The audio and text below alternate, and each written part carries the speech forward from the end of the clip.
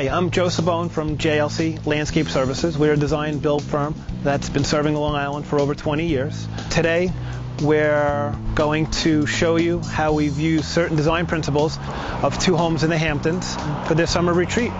We are in front of your typical salt box style home. What we did was create with natural moss rock a very tranquil feel for the setting of the porch when you're out having coffee or a glass of wine. It is what we call a pondless waterfall. With the pondless water feature, you have the effect, but you don't have as much maintenance as you would with a typical pond. So here, it recirculates through gravel, and there's really no upkeep to treating the water and having to worry about much besides maybe filling it every so often. It helps drown out a little bit of the road noise. It just creates your own paradise. There's three types of lighting that people typically ask about. One is line voltage lighting. That a lot of times is very, very hot.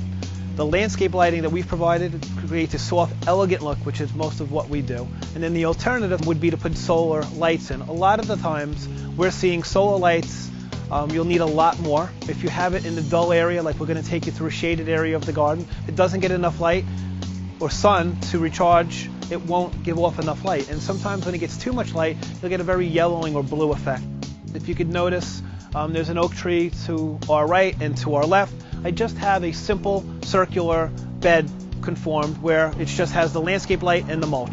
That keeps the mowers and the trimmers away from the flare of the roots of the tree trunk, so that way the tree doesn't get damaged and it could live.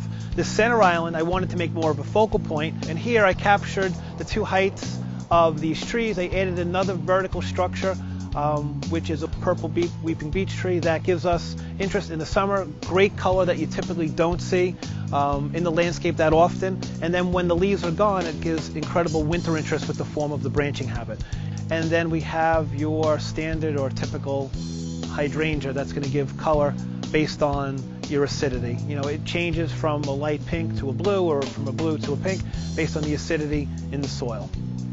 Part of the design concept is to soften the outer back perimeter of the property. So when you walk in to the space from the arbor, you got these soft sweeping curves that are very, very inviting and carries you through. We're now entering into a shaded garden. We're typically using a shady mix in the very, very dense shaded areas. A lot of times we're adding a sunshade mix. When it grows, it'll look very much the same, and the seed that is best adapted to that area will take over and be more dominant. We're at our second home.